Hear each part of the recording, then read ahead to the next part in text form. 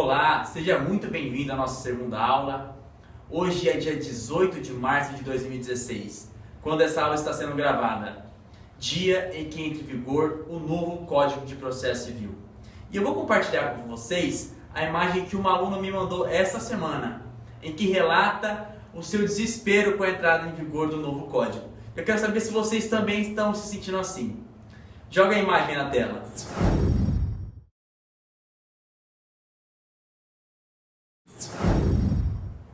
Bom, eu espero que vocês não estejam se sentindo assim. E passado esse desespero inicial, eu vou explicar mais ou menos como está funcionando as disposições das nossas aulas. A primeira aula foi sobre petição inicial. A aula de hoje será sobre citação. E a próxima aula sobre audiência de conciliação ou de mediação. Ou seja, nós estamos seguindo o rito processual do novo Código de Processo Civil. Vamos à nossa segunda aula? Joga na tela.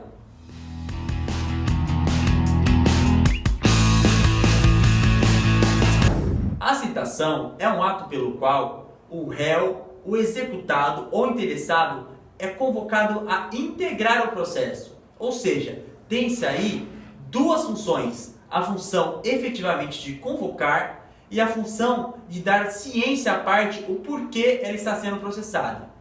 E o primeiro artigo a ser estudado é o artigo 238, que traz para nós a definição de citação. Vamos ao estudo do artigo.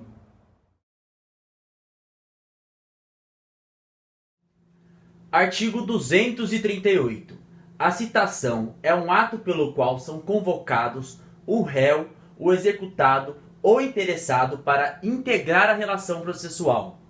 A grande mudança está nessa parte grifada, quando o código diz convocados para integrar a relação processual. Observe que o réu não será mais citado para se defender dos fatos alegados pelo autor, como era feito no CPC de 73. Pois, de acordo com o artigo 334 do novo Código, o réu será citado para comparecer à audiência de conciliação. Caso não haja acordo nesta audiência, aí sim será dado prazo de defesa. Como vocês visualizaram, o novo CPC apenas cita a parte contrária para integrar o processo e não mais para apresentar a sua defesa. No caso, a parte contrária será citada para comparecimento à audiência de conciliação ou de mediação, tema da nossa próxima aula. Mas eu quero deixar aqui o destaque de dois pontos com relação à citação ser um pressuposto processual. E esses pressupostos, eles estão dispostos no artigo 239 e 312. Vamos ao artigo.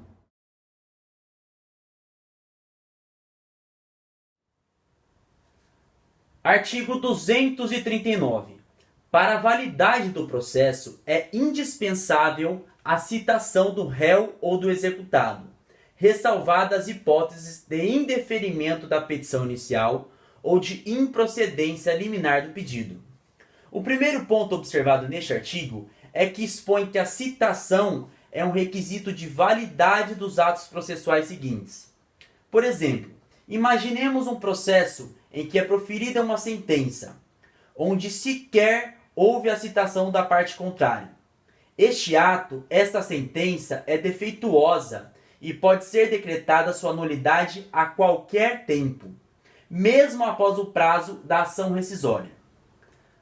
Artigo 312. Considera-se proposta a ação quando a petição inicial for protocolada. Todavia, a propositura da ação só produz quanto ao réu os efeitos mencionados no artigo 240, depois que for validamente citado. O artigo 312 demonstra que a citação é uma condição de eficácia do processo em relação ao réu, ou seja, o processo só se torna eficaz com relação ao réu após a sua citação válida. Agora, nós iremos fazer um bate-bola, um estudo rápido e pontual dos principais artigos que diz respeito à citação. Partimos do pressuposto que a nossa petição inicial não contém nenhum vício, ou seja, o juiz irá receber a nossa petição inicial e determinará a citação da parte contrária. E essa citação terá uma série de efeitos, e esses efeitos estão previstos no artigo 240. Vamos ao artigo.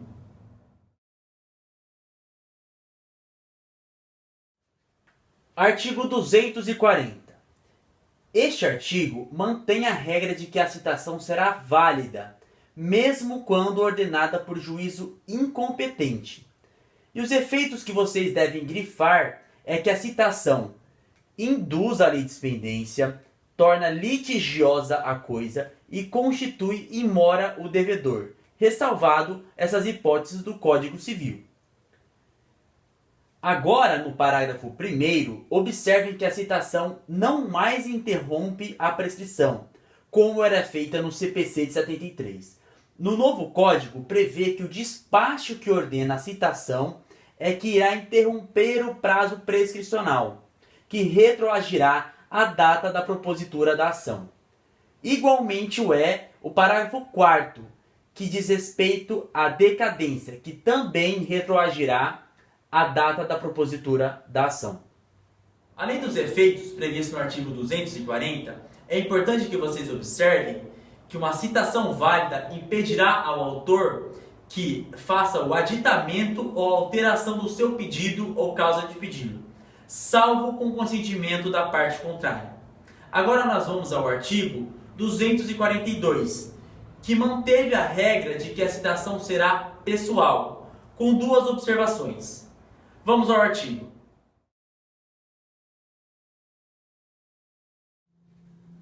Artigo 242. A citação será pessoal, podendo, no entanto, ser feito na pessoa do seu representante legal ou do procurador do réu, do executado ou do interessado.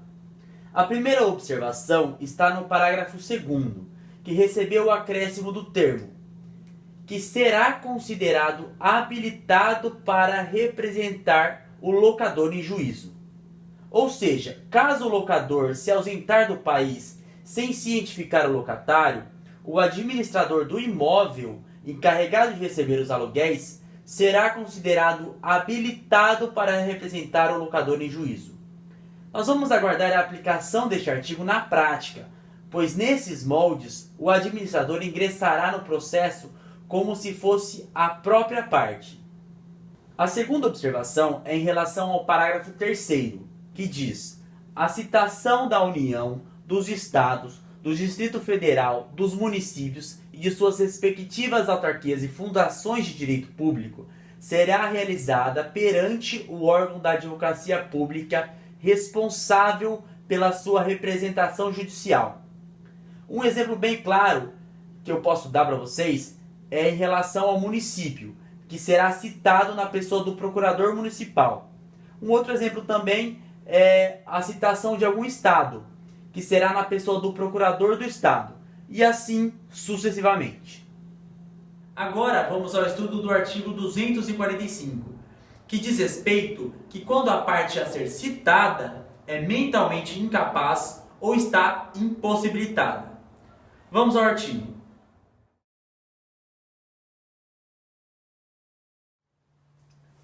Artigo 245. Não se fará a citação quando se verificar que o citando é mentalmente incapaz ou está impossibilitado de recebê-la.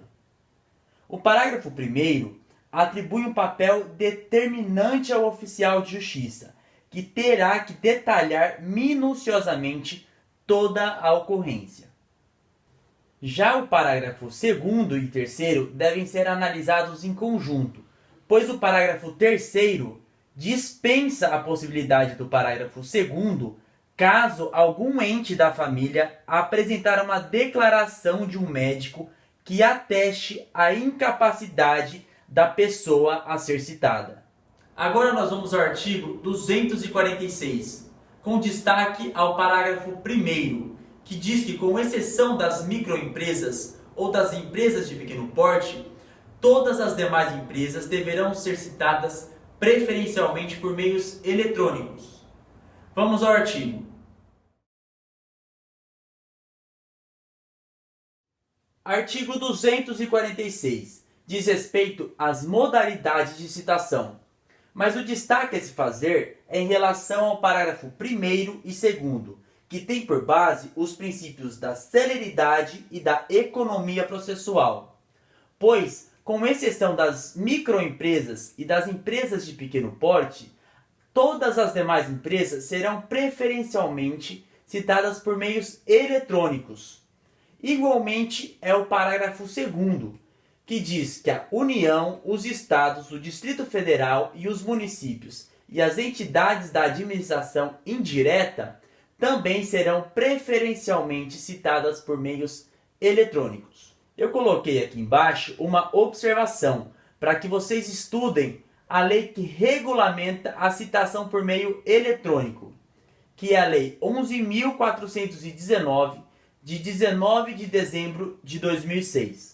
Por fim, vamos ao artigo 256, que diz respeito à citação, com destaque aí ao parágrafo 3º, que diz em que casos está autorizada a citação por edital. Vamos ao artigo. Artigo 256, que diz respeito à citação por edital, com destaque aí ao parágrafo 3º, que indica em que casos está autorizada a citação por edital. Parágrafo 3º.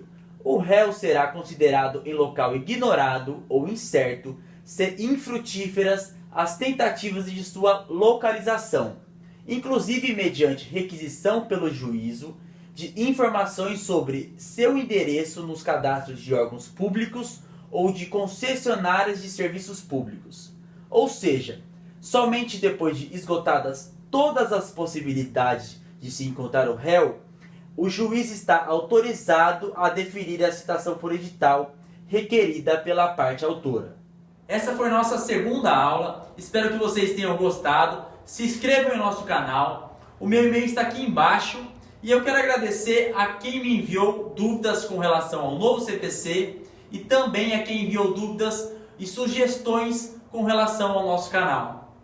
Até a próxima aula, em que o tema será audiência de conciliação e de mediação. Até mais!